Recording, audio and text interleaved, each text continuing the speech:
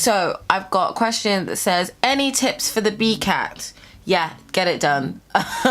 Do the practice one. It's fairly straightforward. It's not that much effort. Do the practice BCAT test. As far as I was aware, for myself and my friends, that's all we did. We just did the practice one and then go into the exam. It's just like your driving theory test if you've done one of those. I got a really interesting question about what is the most realistic way to fund the BPTC. So as we're doing that, I'm just going to carry on my work.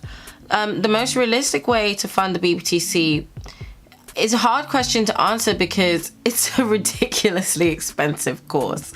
For most people, there is no realistic way to find £20,000.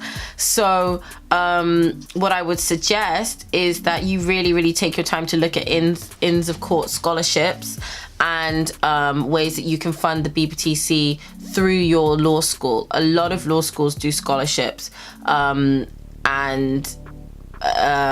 you can put yourself forward for those. So I would say most realistic, and if realistic means most attainable and accessible, I would say first ins and then your law school scholarships.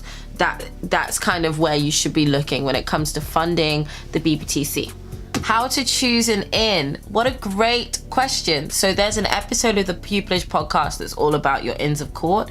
But for me, I chose my in for a lot of different reasons. I chose Inner Temple, but the biggest reason I chose Inner Temple is I was really impressed with its history and background as an inn and its members, and also the opportunities that it had for social mobility at the bar were very impressive to me, and just the general vibe of the inn. I went there for a dinner to the universities in my second year, and it was fantastic.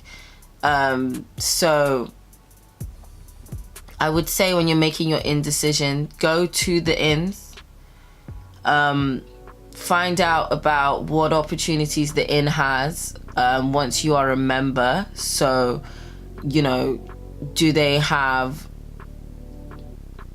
scholarship opportunities? Yes.